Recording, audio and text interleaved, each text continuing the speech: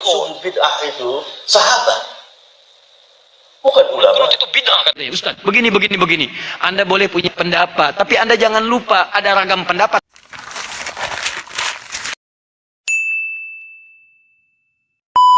Kunut subuh itu ada dalilnya.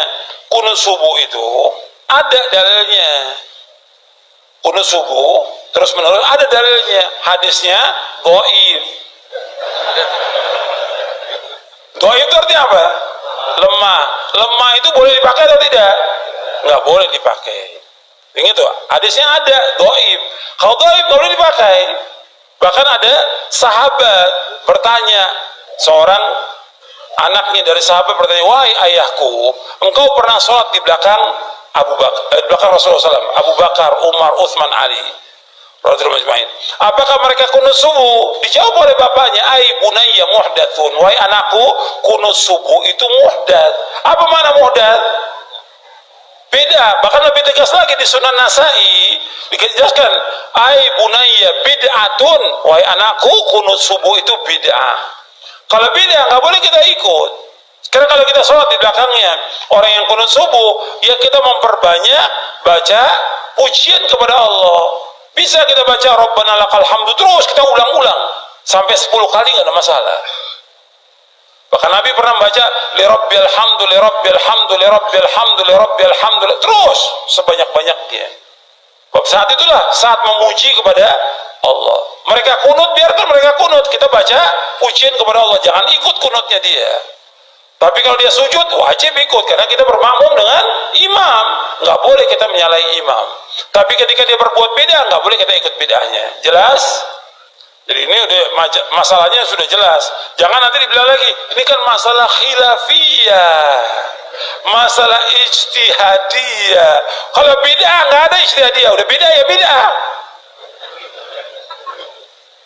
Nanti dibawa lagi hadis yang nggak ada asalnya, ikhtilafu ummati rahmatun, ikhtilaf umatku rahmat. Kalau gitu kita balik, bersatunya umatku adalah azab. Nggak terima dia. Karena ini memang nggak ada asalnya hadis ini, ikhtilaf nggak ada asalnya. Nggak ada dari Nabi, nggak ada dari sahabat, nggak ada nggak ada asalnya sama sekali. Makanya ketika orang akan menyampaikan masalah ijtihad atau bukan, dia lihat dulu keterangan para ulama, baca hadisnya. Yang disampaikan kepada umatnya ijtihadiyah, udah jelas itu beda. Aku udah bilang ijtihadiyah. Nanti semua orang bilang saya melakukan bid'ah ijtihadiyah. Yang buka siapa? Yang buka pertama kali ya ustadz juga ini. Kira lagi apa bahas tren sukses terkenal yang mengatakan kunut subuh tidak bid'ah. Yang mengatakan kunut subuh bid'ah itu sahabat, bukan ulama. Hendaklah dia berhadapan dengan sahabat. Dia mengatakan bid'ah sahabat, bid'ah ya bunayya muhdats. Titik. Kita biarkan dia berhadapan dengan sahabat. Maulid tidak bid'ah. Yang mengatakan bid'ah kaum muslimin bersama para ulama. Kita biarkan lagi dia berhadapan dengan para ulama. Kalau ada yang mengatakan bid'ah, maka dia bid'ah dari ujung kaki sampai ujung rambut. Kelihatannya emosi.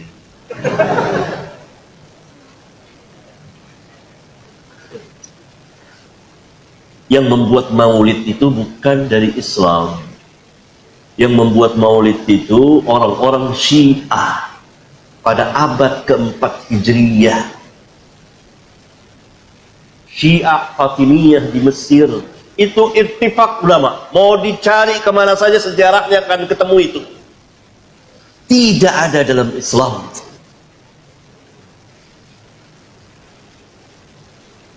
Sahabat, tabi'in, tabi'ut tabi'in pernah melaksanakan maulid? Tidak.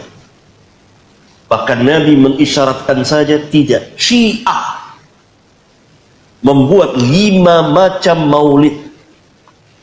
Maulid Nabi SAW, kemudian maulid Ali, maulid Hasan, maulid Husain, dan maulid khalifah mereka raja mereka, sultan mereka.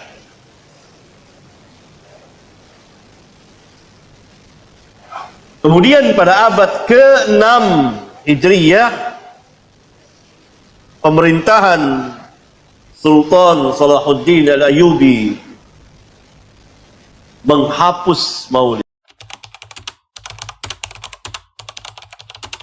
Banyak persoalan-persoalan tentang kunut. Kunut itu bid'ah katanya. Ustaz, begini. Anda boleh punya pendapat, tapi Anda jangan lupa ada ragam pendapat dari para ulama. Maaf ibu bapak sekalian, keterangan hadis kunut itu bid'ah terdapat di hadis ada An-Nasai, ada juga di Al-Bukhari. Turunkan semua hadisnya. Anda tahukah Anda, periwayat hadisnya itu juga kunut. Imam An-Nasai mazhabnya Syafi'i, beliau kunut. Imam Al-Bukhari mazhabnya Syafi'i, beliau kunut. Saking objektifnya, beliau riwayatkan tentang sahabat yang tidak kunut. Kenapa beliau tidak kunut? Karena dalam hidupnya tidak pernah melihat Nabi kunut. Sahabat ini, tapi kan yang lain banyak sahabat juga. Di ketika Nabi berjalan, tidak semua sahabat ikut. Nabi ke Badar, sebagian sahabat ikut. Nabi ke Uhud, sebagian sahabat ikut. Tidak setiap tempat sahabat ikut semua. Saya mau ke Uhud ya, semua Madinah ikut ke Uhud. Madinah kosong. Saya ke Badar ya, saya ke Taif ya, apa semua ikut? Tidak, semua menyebar. Makanya ketika Nabi perjalanan, sebagian sahabat ikut. Nah, ada seseorang ketika berada di belakang Nabi, setiap dia sholat di belakang Nabi, dalam keadaan subuh, Nabi tidak kunut. Sedangkan sifat sahabat itu mengamalkan apa yang dilihat. Jadi yang dia lihat itu yang diamalkan. Misal, Wa'il bin Hujur, sholat di belakang Nabi, Nabi turun pakai lutut. Abu Hurairah sholat di belakang Nabi, Nabi turun sujud pakai telapak tangan. Walaupun keduanya tahu riwayat itu, tapi mohon maaf, mereka mengamalkan apa yang dilihat. Wa'il pakai lutut, Abu Hurairah pakai telapak tangan. Dua-duanya benar, yang salah yang pakai kepala duluan. Belum apa-apa sudah ramai kepalanya, ini bid'ah, ini salah, ini. Itu, muka Anda dari ujung kepala sampai ujung kaki bid'ah itu. Kenapa? Karena Anda tidak belajar hadis dengan ilmunya. Ini yang tidak kunut di belakang Nabi karena dia sholat di belakang Nabi, Nabi nggak kunut. Tapi ada sebagian sahabat sholat di belakang Nabi, Nabi pernah kunut. Ada Abdullah bin Umar, Nabi mengajarkan kunut pada Al-Hasan cucunya. Dari situ disimpulkan oleh ulama. Apa kesimpulannya? Yang mau kunut silahkan. Maka Imam Malik kunut. Kunutnya sebelum ruku disirkan. Imam Malik itu Masya Allah, anak sahabat besar. Anas bin Malik, lahir anaknya Malik bin Anas. 93 Hijrah, lahirnya di Madinah, tumbuh di Madinah, besar di Madinah, jadi mufti di Madinah, wafat di Madinah. Dikenal dengan Imam Madinah, Darul Hijrah, Imam Madinah kunutnya sir. Imam Syafi'i muridnya Imam Malik, lahir tahun 150 Hijrah, kunut. Beda dengan gurunya, Syafi'i dijaharkan, kunutnya ba'da ruku, bangun setelah i'tidal dijaharkan. Bacaannya sama dari Nabi, Allahumma hdini fiman hadait. Kalau jadi imam, Allahumma hdina fiman hadait. Imam Abu Hanifah wafat tahun 150 Hijrah, memilih yang tidak kunut, ngambil hadis sahabat yang tadi. Karena kata beliau asalnya tidak kunut. Ada kejadian di Bir Maunah, Nabi kunut, setelah itu tidak kunut lagi. Maka disimpulkan kunut itu menurut saya tidak ada. Karena sementara saja, setelah itu tidak ada. Maka kembali ke asal, tidak ada kunut. Abu Hanifah tidak kunut, diamalkan itu dari yang tadi. Imam Ahmad datang kemudian, lahir tahun 163 Hijrah. Imam Ahmad muridnya Imam Syafi'i, Syafi'i muridnya Imam Malik. Imam Malik masa yang sama dengan Imam Abu Hanifah, wafatnya duluan Abu Hanifah. Apa yang terjadi dengan Imam Ahmad? Kata Imam Ahmad, saya ambil yang pertengahan, tengah-tengah saja. Ini kunut jahar, ini tidak kunut. Saya ambil tengah-tengah. Apa tengah-tengahnya? Nabi kunut saat ada peristiwa besar membutuhkan doa. Sebelumnya tidak kunut. Saat ada peristiwa itu beliau kunut. Setelah itu tidak kunut lagi. Menurut pemahaman Imam Ahmad bin Hanbal. Maka saya simpulkan kunut itu saat ada peristiwa besar saja yang butuh doa. Peristiwa besar butuh doa namanya nazilah. Maka dikenal dengan kunut nazilah.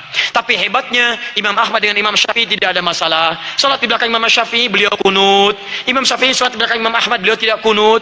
Imam Syafi'i datang ke tempat Imam Abu Hanifah. Imam Abu Hanifah sudah wafat. Ketika beliau memberikan ilmu di tempatnya, kemudian diminta jadi imam saat subuh, beliau tidak kunut. Selesai itu kata muridnya, "Ya Imam, kenapa Anda tidak kunut?" Kata Imam Syafi'i, "Saya menghormati pendapat di tempat Imam Abu Hanifah yang tidak kunut." Luar biasa. Imam besar, ahli fikih, imam madhab, ahli hadis, paham hadisnya, tidak ada masalah. Antum bukan imam besar, jadi makmum kadang-kadang, Quran belum hafal, hadis belum tahu, Masya Allah, gara-gara masalah kunut, pada tidak ke masjid.